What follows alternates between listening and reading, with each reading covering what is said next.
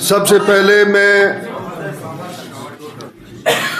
उन तमाम नौजवानों, ख़वातीन, हजरात और पॉलिटिकल एक्टिविस्ट का शुक्रिया अदा करता हूं कि जिन्होंने अपने हक के रायदही के लिए दिन रात कोशिश किया।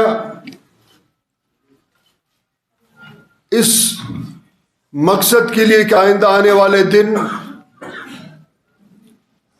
इस हल्के, इस शहर और इस सूबे और मुल्क के लिए जमहूरी और बेहतर दिन होंगे। उन तमाम खैर ख्वाहों का शुक्रिया अदा करता हूं कि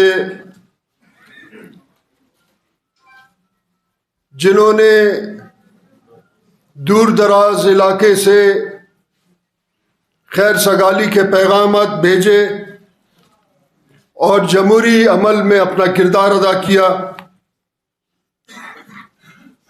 मोहतरम सहाफ़ी हज़रात, पूरे दुनिया में पार्लियामेंट जब अपना वक्त पूरा करके अगले इलेक्शन की तरफ आगे जा रहा होता है तो दुनिया में नए इलेक्शन, नए पॉलिसीज, नए दौर, नए सियासी अमल का नवीद दे रहा होता है और लोग ये समझते हैं कि नए इलेक्शन के बाद उनका मुल्क, उनका हल्का एक नए दौर में दाखिल होगा और उस नए दौर में खुशहाली, अमन, तरक्की और उनके आइंदा नस्लों का बका के लिए नए पॉलिसियां बनेंगे। मगर अफसोस के साथ ये कहना पड़ता है कि पाकिस्तान और उसके निज़ाम का एक जो सियासी अमल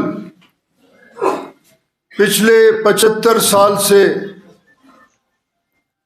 एक दायरे में गोल घूमता बेमकसद, आज भी वही हुआ।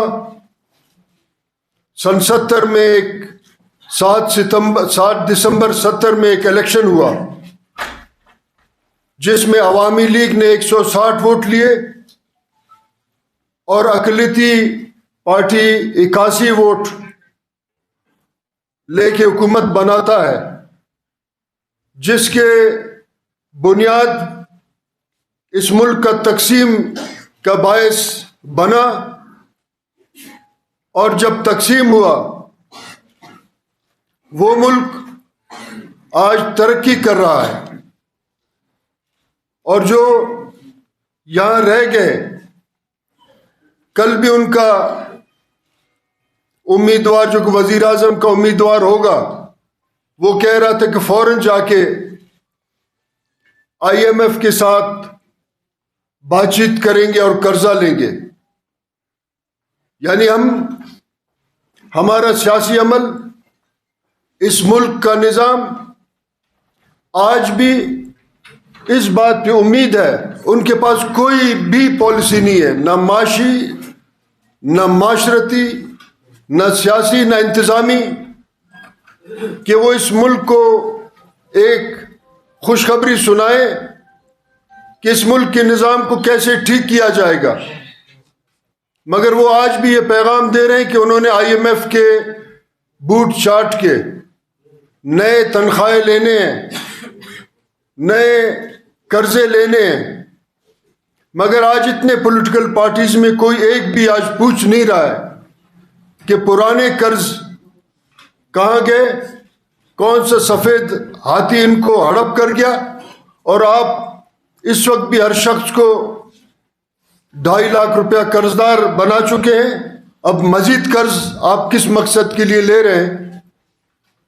ये सब इसलिए है कि यहाँ इस मुल्क में पार्लियामेंट एक तिजारती स्टॉक एक्सचेंज बना दिया गया है। पार्लियामेंट के अंदर लोग तिजारत करने जाते हैं।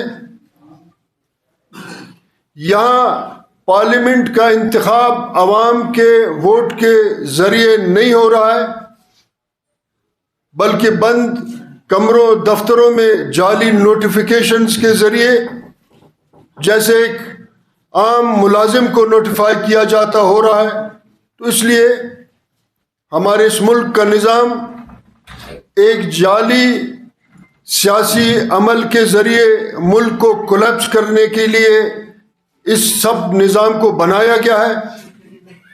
मैं आपके तवज्जुह से निज़ाम को चलाने वाले उन ताकतवर लोगों को एक पैगाम देना चाहता हूं कि जिस मुल्क को आप सिस्टमेटिक इकोनॉमिक कोलैप्स की तरफ ले जा रहे हैं, इसलिए कि आप इस मुल्क के एटमी असासों को बेचें कर्जों के एवज।